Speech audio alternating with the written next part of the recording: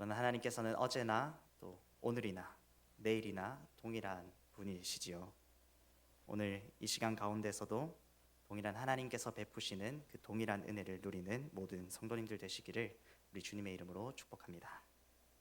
지금 이 시간 내 영혼아 여호와를 송축하라 라는 제목으로 말씀을 전하고자 합니다. 우리 함께 받아합시다. 내 영혼아 여호와를 송축하라. 우리 한 번 더 하겠습니다. 내 영혼아 여호와를 송축하라. 이때 송축하라는 찬양하라와 같은 말입니다. 즉 오늘 성경은 우리에게 여호와를 찬양하라라고 말하고 있는 것이죠. 특별히 시편 103편은 내 영혼아 여호와를 송축하라라는 말로 시작해서 내 영혼아 여호와를 송축하라라는 동일한 그 말로 마무리됩니다.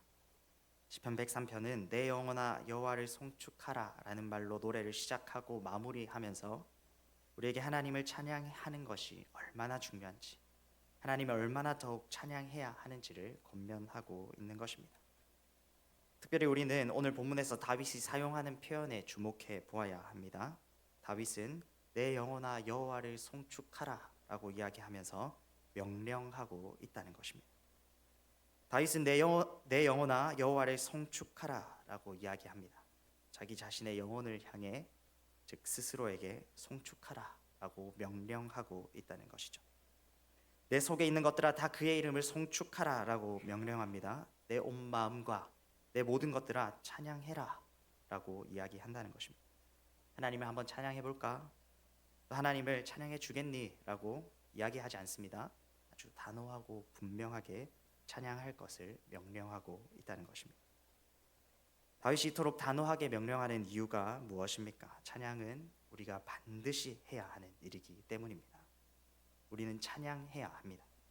우리의 모든 삶 가운데 하나님을 향한 찬양이 드려져야 합니다. 할까 말까 해볼까가 아닙니다. 찬양해야 하는 것이죠. 찬양의 삶을 살아야 하는 것입니다. 찬양해야 하기에 우리는 찬양해야 합니다. 오늘 말씀을 듣는 성도님들 모두 내 영혼아 여호와를 송축하라 라고 고백하는 모든 성도님들 되시기를 바랍니다. 그런데 성도 여러분, 여러분들의 삶 가운데 얼마나 하나님을 찬양하시는지, 이 말씀을 받아 여호와를 송축하는 성도님들이 되시기를 정말 주님의 이름으로 축복합니다. 하나님을 찬양하는 삶을 살아가는 성도님들이 되시기를 바랍니다.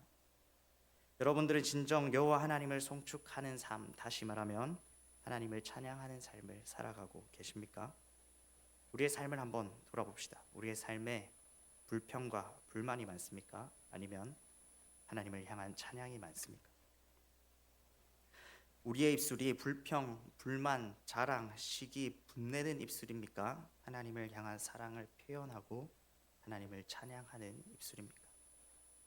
오늘 말씀을 듣는 모든 성도님들의 삶은 찬양의 삶이 되시기를 바랍니다. 여러분들의 입술은 찬양의 입술이 되시기를 축복합니다. 찬양하는 그 삶은 우리가 반드시 살아내야 할 삶입니다. 찬양은 우리가 반드시 해야 하는 일입니다. 오늘 말씀을 기억하며 하나님만 찬양하는, 하나님을 찬양하는 성도님들 되시기를 주님의 이름으로 축복합니다. 그러나 성경은 우리에게 막무가내로 찬양하라고 명령하지는 않는다는 것입니다. 우리에게 찬양할 이유가 있다는 것이죠. 우리는 왜 찬양해야 합니까? 오늘 본문 2절 말씀을 함께 보겠습니다. 시작. 내 영혼아 여호와를 송축하며 그의 모든 은택을 잊지 말지어다. 다윗은 하나님의 은택을 잊지 말라라고 이야기합니다. 하나님을 찬양해야 할 이유가 바로 여기에 있는 것이죠. 하나님께서 우리에게 은택을 베푸셨기에 우리는 반드시 하나님을 찬양해야 한다는 것입니다. 하나님께서 베푸신 은혜가 바로 우리가 찬양할 이유입니다. 그리고 오늘 본문의 말씀은 하나님께서 우리에게 어떤 은혜를 베푸셔서 우리가 하나님을 찬양하게 하시는지, 무엇이 우리의 찬양의 이유인지를 더 자세히 이야기하고 있습니다. 하나님께서는 우리에게 어떤 은혜를 베푸셔서 우리를 찬양하게 하십니까? 무엇이 우리의 찬양의 이유입니까? 첫 번째, 구원이 우리가 찬양해야 할 이유라는 것입니다. 오늘 본문 3절에서 5절 말씀을 한번 같이 보겠습니다. 시작. 그가 내 모든 죄악을 사하시며 고치시며 내 생명을 파멸해서 속량하시고 인자와 긍휼로 관을 씌우시며 좋은 것으로 내 소원을 만족하게 하사 내 청춘을 독수리같이 새롭게 하시는도다. 아멘. 다윗은 3절에서 14절까지의 말씀을 통해서 하나님께서 베푸신 은혜를 더 자세히 노래하고 있습니다. 하나님께서 우리에게 어떤 은혜를 베푸십니까? 먼저 우리를 구원하신다는 것입니다. 하나님께서는 우리를 죄와 죽음에서 구원하십니다. 그리고 구원받은 우리에게 인자와 긍휼의 영광스러운 관을 씌워 주십니다. 또 하나님께서는 우리의 모든 병을 고치시고 좋은 것으로 더 바랄 것 없이 만족하게 하시고 우리를 새롭게 하십니다. 하나님께서 베푸신 그 놀라운 구원의 은혜는 우리가 찬양할 충분한 이유가 되는 것입니다. 먼저 성경은 하나님께서 우리의 죄악을 사하신다라고 이야기합니다. 하나님께서 우리를 죄로부터 구원하신다는 것입니다. 이 사실만으로도 우리가 하나님을 찬양할 충분한 이유가 되지 않습니까? 하나님께서 우리의 죄를 사해 주시지 않는다면 우리가 무엇을 할 수 있겠습니까? 하나님의 죄 용서의 은혜로부터 우리의 모든 것이 시작함을 기억하십시오.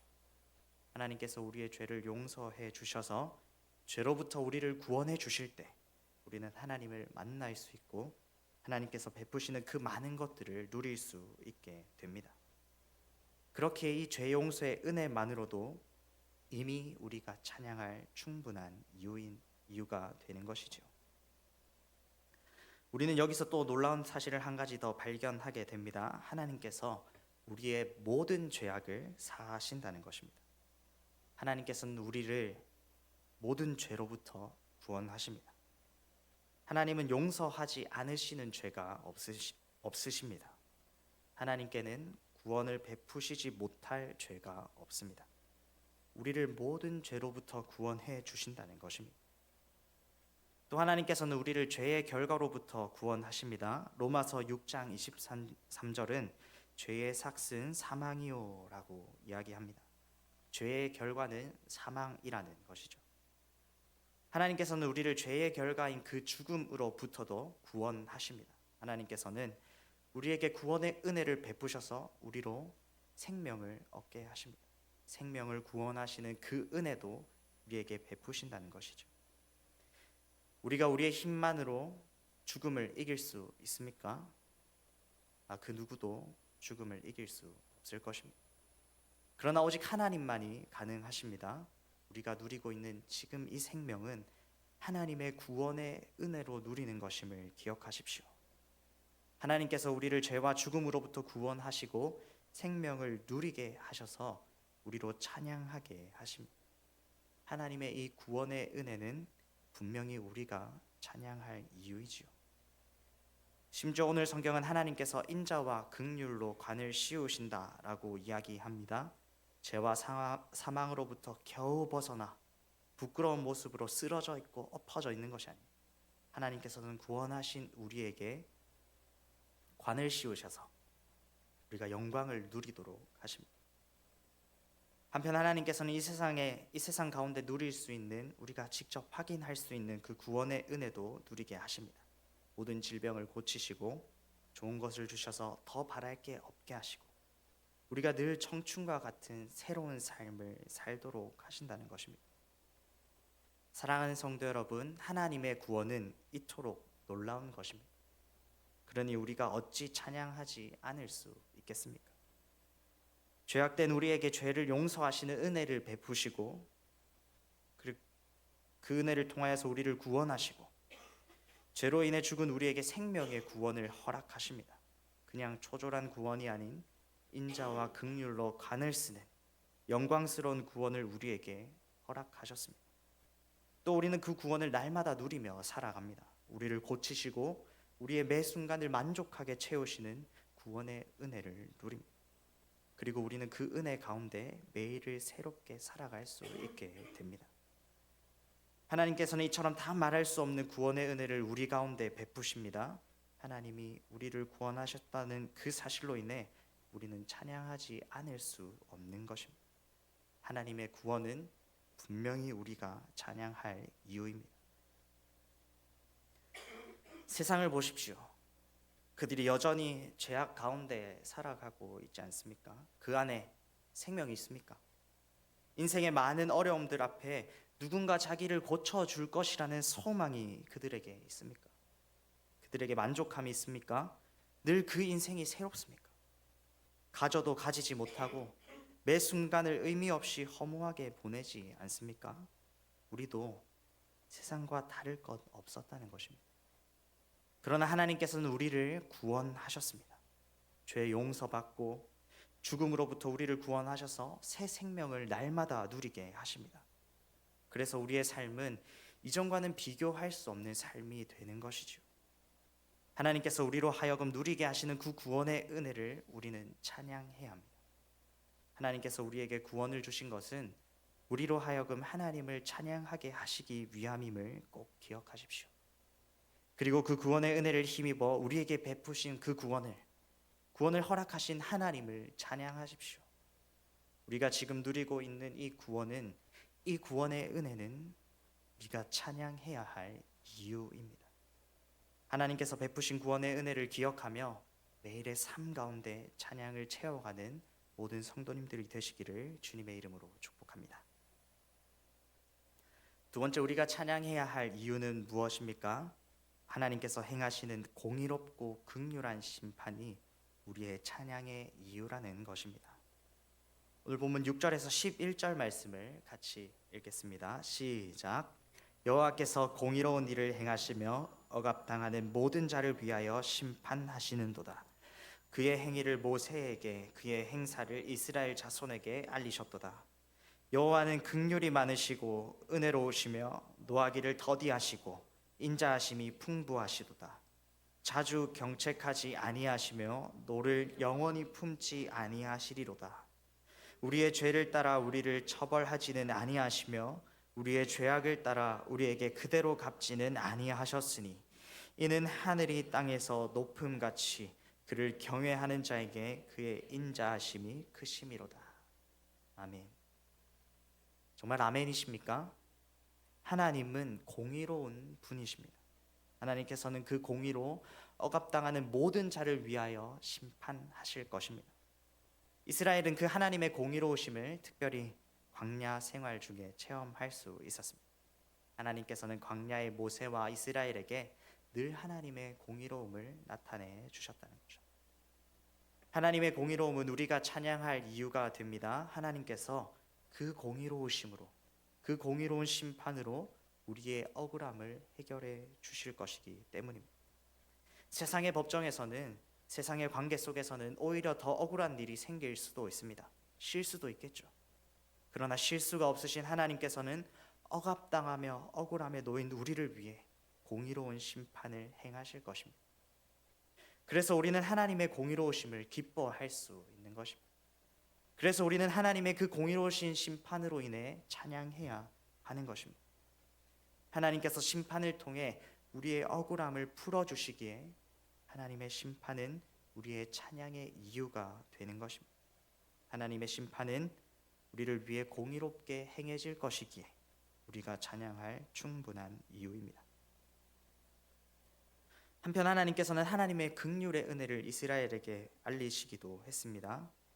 하나님의 공의로움 앞에 사람의 무엇이 의롭겠습니까? 아무것도 없다는 것이죠. 첫사람의 타락 이후에 사람의 모든 것이 악하고 불의하게 되었습니다. 하나님을 떠난 이후 사람의 생각, 의지, 계획, 행동, 그 모든 것들은 하나님 앞에 조금이라도 의로울 수 없다는 것이죠. 심지어 우리도 그렇다는 것입니다. 우리가 우리의 모습을 잘 알고 있지 않습니까? 스스로의 모습을 의롭다고 이야기할 수 있는 사람이 어디에 있습니까? 하나님 앞에 그 누구도 의로울 수 없습니다. 그렇다면 우리는 항상 징계를 그 삶 가운데 받으며 살아가야 하지 않겠습니까? 우리의 삶은 늘 버리고 저주이고 심판이어야 하지 않겠습니까? 그러나 믿는 우리의 삶은 그렇지 않다는 것입니다. 하나님께서는 심판 가운데 긍휼의 은혜를 베푸시는 인자하신 하나님이시기 때문입니다. 하나님께서는 이스라엘에게 보여주시고 말씀하신 그대로의 모습을 또한 우리에게도 보여주십니다. 오늘 본문 8절과 9절 말씀입니다. 여호와는 긍휼이 많으시고 은혜로우시며 노하기를 더디하시고 인자하심이 풍부하시도다. 자주 경책하지 아니하시며 노를 영원히 품지 아니하시리로다. 하나님은 공의로우시지만 긍휼이 많고 인자하심이 크신 분이시다라는 것입니다. 하나님의 긍휼하심과 인자하심으로 인해 하나님의 심판은 우리가 찬양할 이유가 됩니다. 하나님의 심판은 죄인에게 크고 두려운 심판이지만 하나님께서 긍휼과 인자하심을 베푸셔서 우리의 심판은 가볍게 하시기 때문입니다. 10절과 11절 말씀을 함께 보겠습니다. 시작. 우리의 죄를 따라 우리를 처벌하지는 아니하시며 우리의 죄악을 따라 우리에게 그대로 갚지는 아니하셨으니 이는 하늘이 땅에서 높음같이 그를 경외하는 자에게 그의 인자하심이 크심이로다.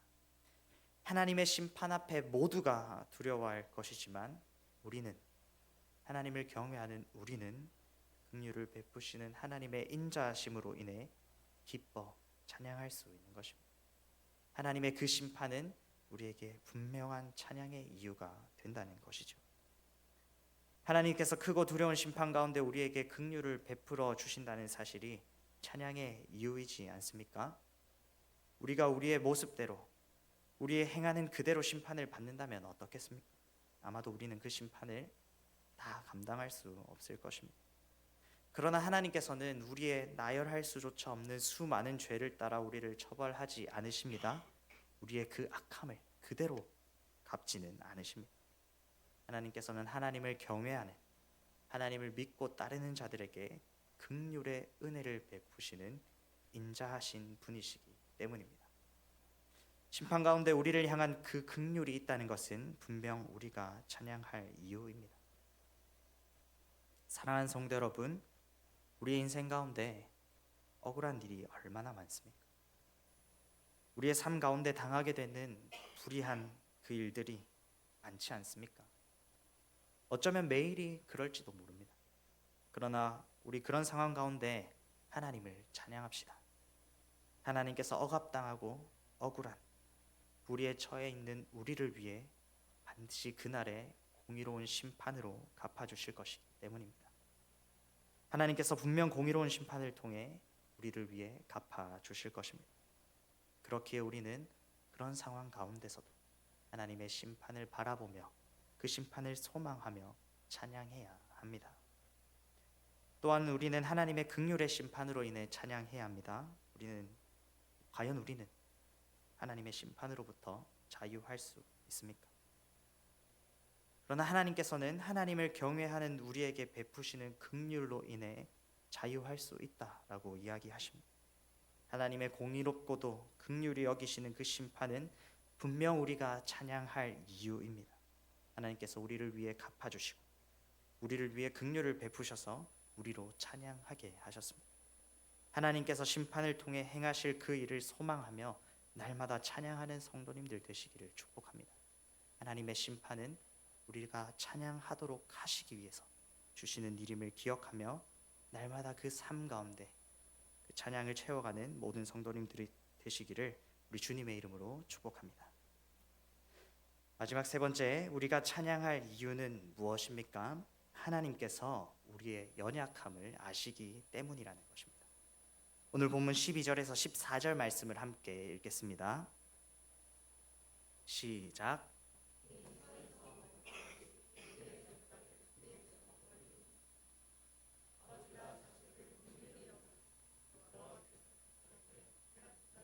긍휼히 여기시나니 이는 그가 우리의 체질을 아시며 우리가 단지 먼지뿐임을 기억하심이로다.